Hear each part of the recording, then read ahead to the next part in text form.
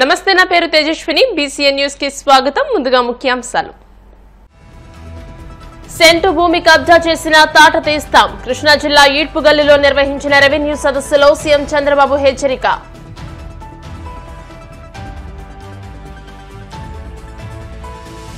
మన్యం జిల్లాలో deputy CM Pawan పర్యటన. గిరిజన గ్రామం బాగుజోలలో రోడ్ల నిర్మాణానికి శంకుస్థాపన.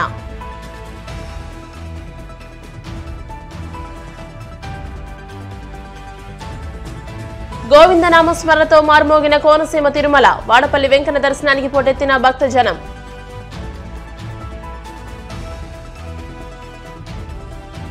ఈ నెల 22వ తేదీ నుండి 26వ తేదీ వరకు ఏలూరు జిల్లా మందలపర్రులో శ్రీ మహారుద్ర యజ్ఞము గ్రామస్తుల సహకారంతో వైభవంగా నిర్వహించేందుకు చురుగ్గా ఏర్పాట్లు. సెంటు భూమి కబ్జా చేసిన తాట తీస్తామని ముఖ్యమంత్రి చంద్రబాబు హెచ్చరించారు. కృష్ణా జిల్లా ఈడ్పుగల్లులో నిర్వహించిన రెవెన్యూ సదస్సులో సీఎం మాట్లాడారు. ఇతరుల భూములు కబ్జా చేయకుండా కొత్త చట్టం తెచ్చామని, భూ కబ్జాలు, మోసాలు, బెదిరింపులు చేస్తే కఠిన శిక్షలు ఉంటాయని స్పష్టం చేశారు.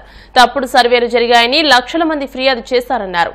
సర్వేల వల్ల సెంటు 2 సెంట్ల భూమి పోయిందని ఫిర్యాదులు వస్తున్నాయని, భూమి గురించి వచ్చే ప్రతి ఫిర్యాదును పరిష్కరిస్తామని భరోసా ఇచ్చారు. అన్ని గ్రామాల్లోనూ రెవెన్యూ సదస్సులు నిర్వహిస్తున్నారు అన్నారు. ఇప్పటి వరకు 95,200 పిటిషన్లు వచ్చాయని, జనవరి 9 వరకు రెవెన్యూ సదస్సులు జరుగుతాయని సీఎం తెలియజేశారు. ఈడుపుగల్లుకు వచ్చింది రెవెన్యూ సదస్సులో వచ్చాను. ఇప్పుడే పక్క గ్రామంలో మీ ధాన్యం కొనుగోలు కేంద్రానికి వెళ్ళి సక్రమంగా డబ్బులు చెల్లిస్తున్నారా,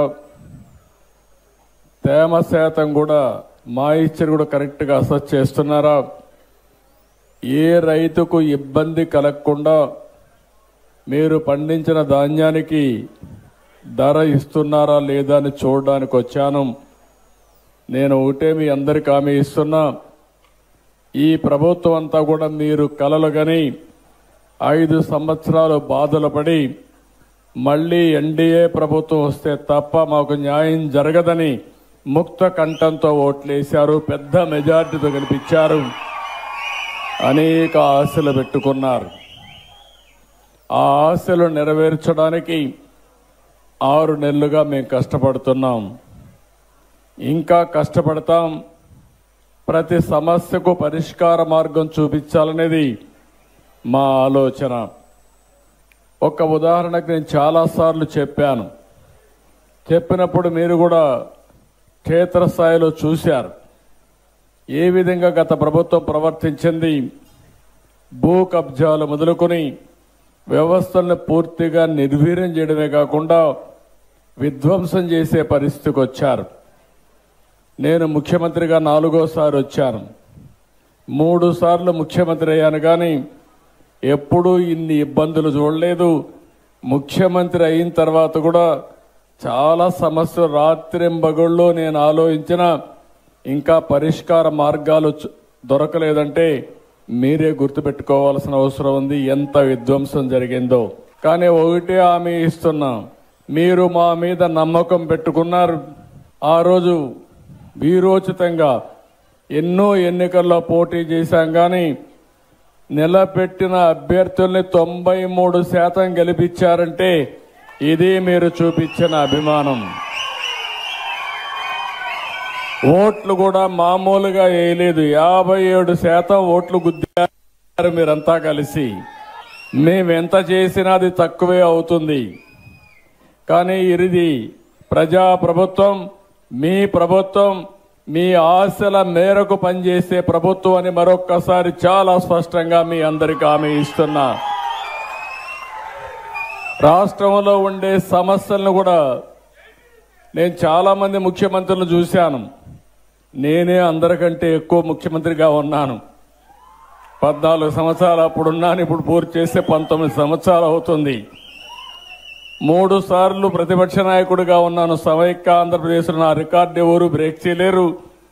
ఇక్కడ కూడా ప్రస్తుతానికి ఎవరు బ్రేక్ చేసే పరిస్థితిలో కూడా లేరు. కానీ మీరు ఒక్క విషయం చూస్తే ఏ నాయకుడు చేయనంత విధ్వంసం జరిగింది. పరిపాలన అంటే 1-2 ఒక మనిషి అసమర్థుడున్నా, అవినీతిపరుడున్నా కొన్ని సమస్యలు వస్తాయి, కానీ ఇన్ని సమస్యలు సృష్టించి మన జీవితాలను అంధకారం నెట్టే పరిస్థితి వస్తారని నేను ఎప్పుడూ ఆలోచించలేదు. ఒక పక్క అవినీతి, ఇంకొక పక్క వ్యవస్థలను విధ్వంసం చేయడం, పరిపాలనలో పనిచేసే అధికార యంత్రాంగాన్ని నిర్వీర్యం చేయడం, అన్నీ కలిపి ఈరోజు అనేక సమస్యలు సృష్టించే పరిస్థితికి వచ్చారు. ఒక్క విషయం మీరు చూస్తే, ముఖ్యమంత్రి అయిన తర్వాత పార్టీ ఆఫీస్కి బయట వస్తున్నాను. బయట వచ్చినప్పుడు మీరందరూ కాగితాలు ఇస్తున్నారు. ఆ కాగితాలన్నింటికి నేను ఒక పరిష్కార మార్గం చూపించాల్సిన అవసరం ఉంది. ఇప్పటికి మీరు చూస్తే 1,57,481 అర్జీలు నా దగ్గరకు వచ్చాయి. నా దగ్గరకు వచ్చినట్టే కాకుండా మిగిలిన వాళ్ళ దగ్గర కూడా వెళ్ళాయి. ఇందులో సమస్యలు చూస్తే రికార్డ్ ఆఫ్ రైట్స్ కోసం 78,854 అప్లికేషన్లు వచ్చాయి. అంటే 50% అందులోనే ఉన్నాయి. ఇంటి జాగాల కోసం 9,830. ల్యాండ్ గ్రాబింగ్, మీ భూమిని కబ్జా చేసిన కేసులు చూస్తే 9,528 కంప్లైంట్స్ వచ్చాయి. 1-2 కాదు, 10,000 కంప్లైంట్స్ ఇప్పటికే. ఇవి కాకుండా గవర్నమెంట్ ల్యాండ్ కోసం 8,366 వచ్చాయి. ఎన్క్రోచ్మెంట్స్ చూస్తే 8,227 వచ్చాయి. ఇంకొక పక్కన అధికార యంత్రాంగం పైన, వార్డు రెవెన్యూ సెక్రటరీల పైన కంప్లైంట్స్ ఒక 8,000 వచ్చాయి.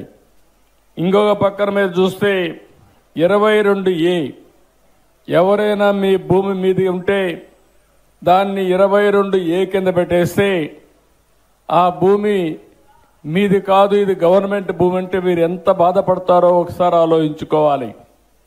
మార్చింది నెంబరే, కానీ మీ జీవితానికి అంధకారం సృష్టించే పరిస్థితికి వచ్చారు దుర్మార్గులు. దానిపైన మళ్ళా ఒకసారి ఆలోచించి మీరు చూస్తే 22A వేస్తారు.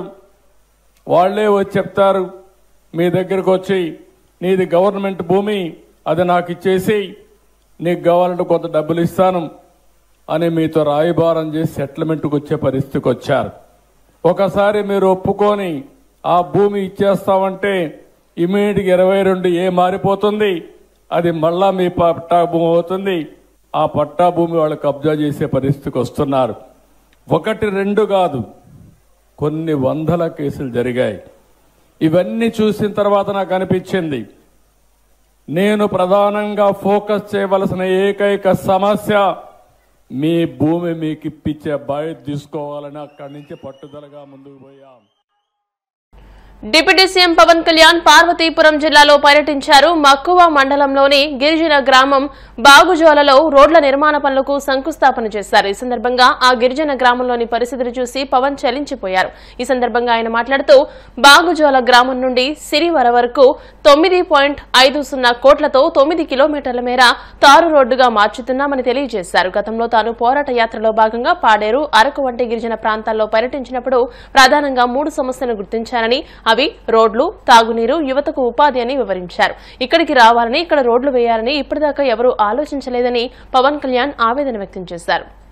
నాయకత్వంలో, నిర్దేశకత్వంలో రహదారుల నిర్మాణం జరుగుతున్న క్రమంలో ప్రధానమంత్రి శ్రీ నరేంద్ర మోదీ గారి కేంద్ర పథకాలతోటి, జాతీయ ఉపాధి హామీ పథకాలతోటి ఈ రోజున నేను ఇక్కడికి రావడం జరిగింది.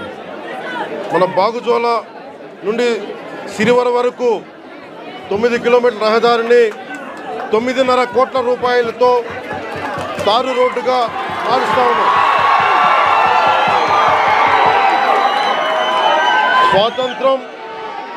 మనకి స్వాతంత్రం వచ్చినప్పటి నుంచి దాదాపు 70 సంవత్సరాల పైన ఈ రోడ్డుని మనం వేసుకోలేని పరిస్థితి. నేను మీ దృష్టికి ఈ రోజున నేను అన్ని వదిలి, ఇది మీకు పోరాట యాత్ర అప్పుడు నేను అన్ని తిరిగి మన పాడేరు, అరకు అన్ని గిరిజన ప్రాంతాల్లో తిరిగినప్పుడు నాకు 2 ప్రధానమైన సమస్యలు, 1 రోడ్లు, 2 తాగునీటి అవసరాలు, 3 యువతకి ఉపాధి అవకాశాలు. ఇంత సుందరమైన ప్రాంతం ఇది. దాదాపు 20కి పైగా జలపాతాలు ఉన్నాయి ఇక్కడ. మన విజయనగరం జిల్లా, పార్వతీపురం ఇవన్నీ కూడా ఉమ్మడి విజయనగరం కానీ జిల్లాలో అద్భుతమైన సౌందర్యం ఉంది. ఇక్కడ ప్రకృతి సౌందర్యం. ఇక్కడ టూరిజంని డెవలప్ చేయాలి. యువతకు కూడా నేను ఒకటే మాట ఇస్తున్నాను, ఇప్పటిదాకా ఎవరు కూడా ఆలోచించలేదు ఇక్కడికి రావాలని, రోడ్లు వేయాలని. కానీ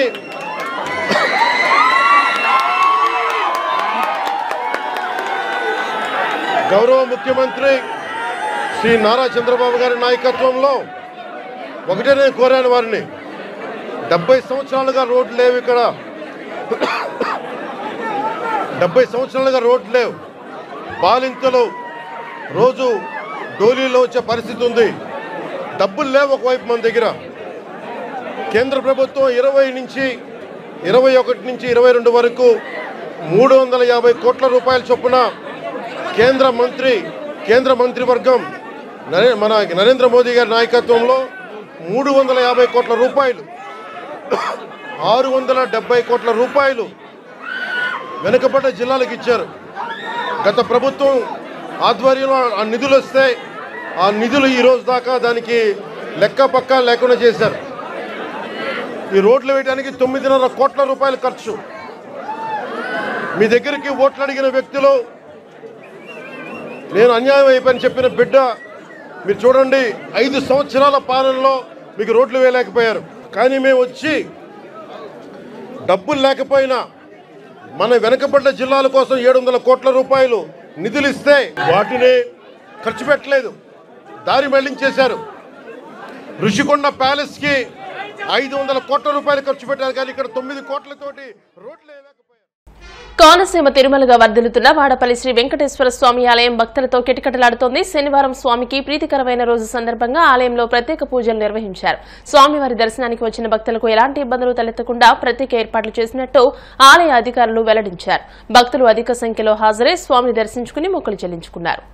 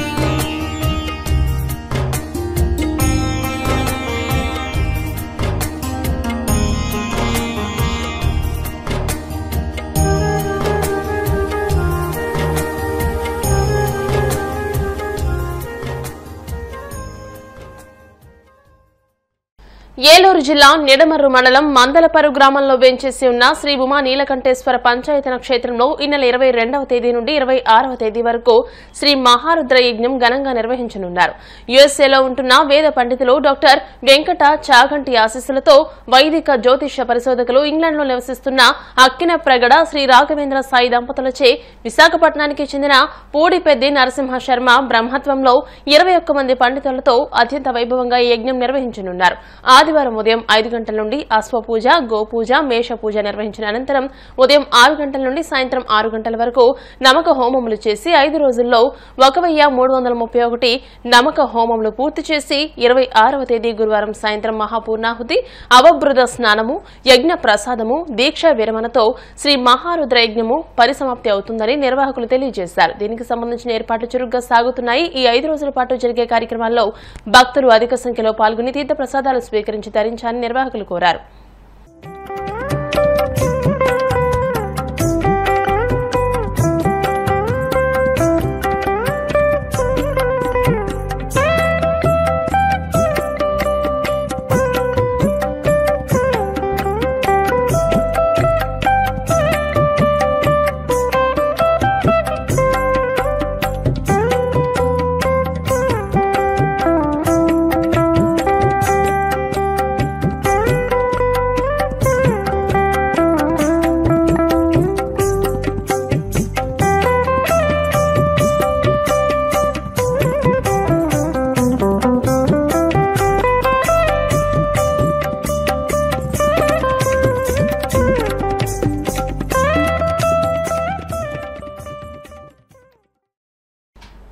ఇప్పుడు కాసేపు ప్రకటనలు.